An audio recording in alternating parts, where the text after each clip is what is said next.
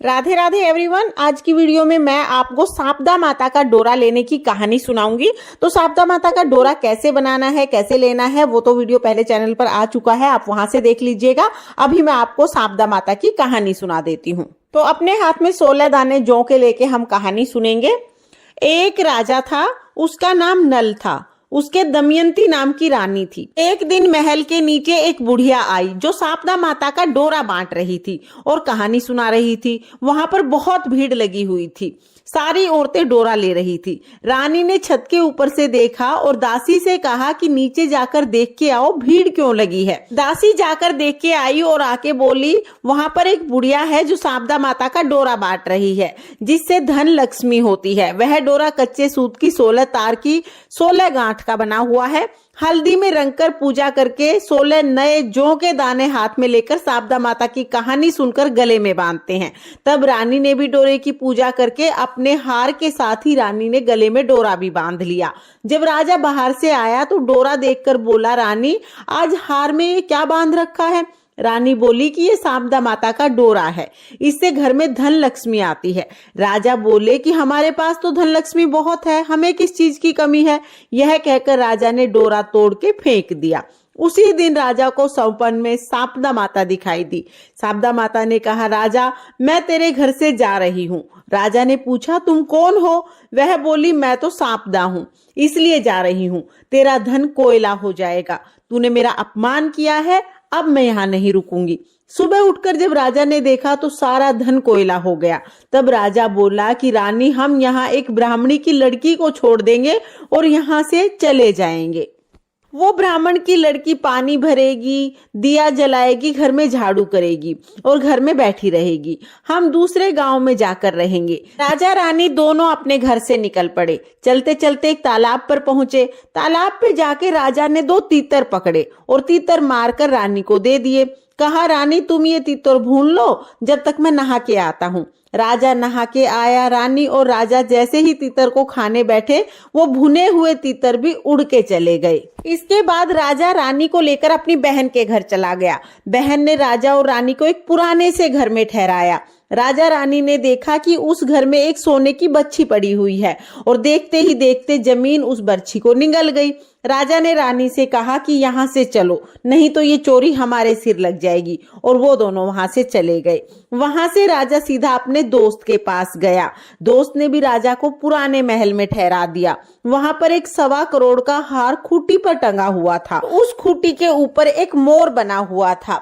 राजा रानी ने देखा कि देखते ही देखते वो मोर हार को निगल गया। राजा बोला, रानी यहाँ से भी चलो, नहीं तो ये चोरी भी हमारे सिर लग जाएगी।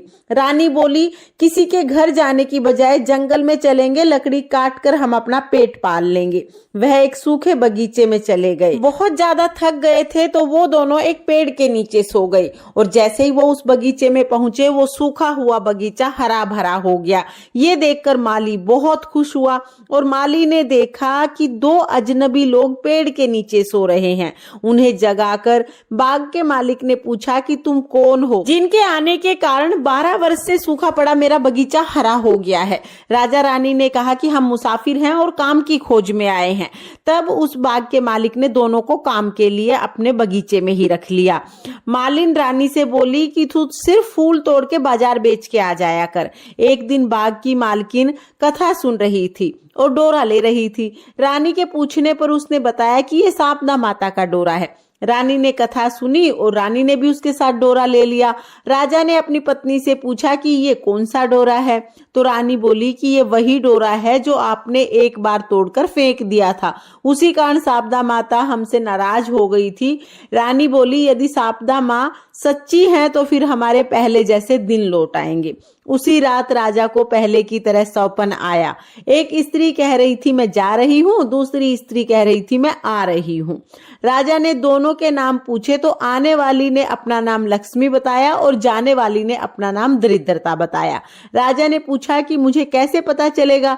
तब शारदा माता बोली कि जब सुबह कुएं के जल भरने जाओगे तो पहली बार में जौ निकलेंगे, दूसरी बार में हल्दी की गांठ निकलेगी, तीसरी बार में कच्चा सूत निकलेगा। सुबह जब राजा कुएं पर गया तो वही तीनों चीजें निकली। राजा ने तीनों चीजें लाके रानी को दे दी। रानी ने उसका शारदा माता का डोरा बनाया और अपने गले में पहन लिया। राजा ने रानी से कहा कि हमारे 12 वर्ष पूरे हो गए हैं, अब मुझे लगता है हमारे अच्छे दिन आ गए हैं, इसलिए हमें अपने घर जाना चाहिए।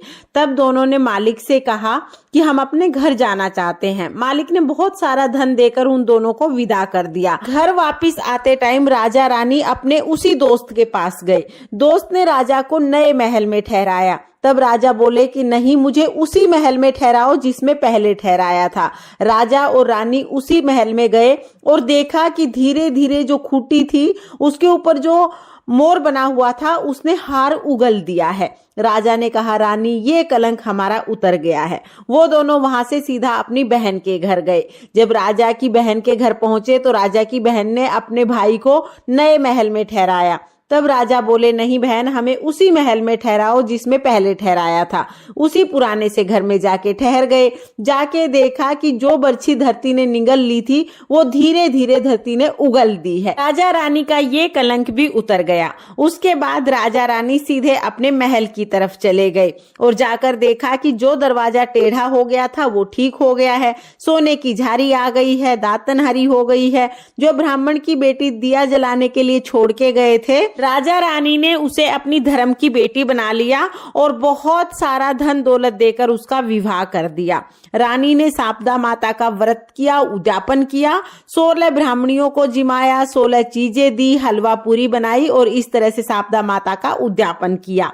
हे शारदा माता, जैसे आपने पहले राजा के साथ किया वैसे किसी के साथ मत करना, और जैसे बाद में किया वैसे सबके साथ करना। इस कहानी को कहते सुनते हुकारा भरते सब पर अपनी कृपा दृष्टि बनाए रखना और सबके घर को अन्न धन से भर देना। ये थी शारदा माता की कहानी। इसके बाद हम एक गणेश जी की कहानी जरूर सुनेंगे। तो चलिए अब मैं आपको गणेश जी की कहानी सुना देती हूँ। एक बार एक गांव में एक बुढ़िया रहती थी। बुढ़िया रोजाना गणेश जी का पूजन करती थी। रोजाना मिट्टी के गणेश जी बनाती, रोजाना गल जाते। बुढ़िया के घर के सामने ही एक सेठ की हवेली बन रही थी। बुढ़िया ने जाके कारीगर से कहा, कारीगर कारीगर मेरे लिए पत्थर के गणेश जी बना दो। कारीगर बोले, बूढ़ी माई, जब तक हम तुम्हारे पत्थर के गणेश जी बनाएंगे तब तक तो हमारी दीवार बन जाएगी, हमारे पास टाइम नहीं है, आप किसी और से बनवा लें। बूढ़ी माई को बहुत बुरा लगा। बूढ़ी माई ने मन मन में कहा, भगवान करे तुम्हारी दीवार टेढ़ी हो जाए। अब ये कह के बूढ़ी माई अपने घर आ गई। जैसे ही अब कारीगर दीवार बनाता दीवार टेढ़ी हो जाए, दीवार को गिरा के दोबारा बनाए, दोबारा भी टेढ़ी हो जाए। ऐसे ही सारा दिन दीवार बनाने और गिराने में ही चला गया। शाम को सेठ जी आए। सेठ जी ने कहा, आज कुछ भी काम नहीं हुआ है। कारीगर बोले, सेठ जी काम तो बहुत कर रहे हैं, लेकिन जब भी दीवार बनाते हैं दीवार टेढ़ी हो जाती है। फिर कारीगर ने बुढ़िया के आने की सारी बात सेठ जी को बताई। सेठ जी ने कहा, मुझे बूढ़ी माई के पास लेके चलो। कारीगर सेठ जी को बूढ़ी माई के पास ले गए। सेठ जी ने हाथ जोड़कर कहा, हे बूढ़ी माई, हम आपके पत्थर के नहीं सोने के गणेश जी बनवा देंगे, आप हमारी दीवार सीधी करा दो। गणेश जी तो सारी बात सुन ही रहे थे। जैसे ही सेठ जी ने ये कहा तुरंत दीवार सीधी हो गई और सेठ जी ने भी बूढ़ी माई के लिए सोने के गणेश जी बनवा के दिए। हे गणेश जी महाराज, जैसे आपने सेठ जी की दीवार सीधी की वैसे ही सबके सब काम सीधे करना, और जैसे बुढ़िया की मनोकामना पूरी की वैसे ही सबकी सब मनोकामनाएं पूर्ण करना। ये थी गणेश जी की कथा। इस तरह से शारदा माता की डोरे की जो कथा है वो पूर्ण होती है।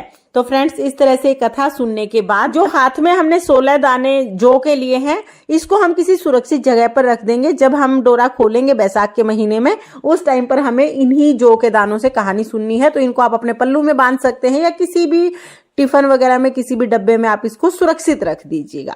तो इसे आप कहीं पे भी रख सकते हैं।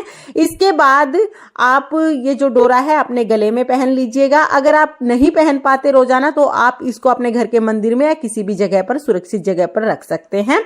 और जो जल का लोटा है ये आप सूर्य देवता को अर्घ दे देंगे। तो ये थी शारदा माता की कहानी। आपको ये कैसी लगी कमेंट करके जरूर बताना। अगर ये वीडियो आपको पसंद आया हो, वीडियो आपके लिए थोड़ा बहुत भी यूजफुल हो, तो प्लीज वीडियो को लाइक कर देना और चैनल को सब्सक्राइब कर लेना।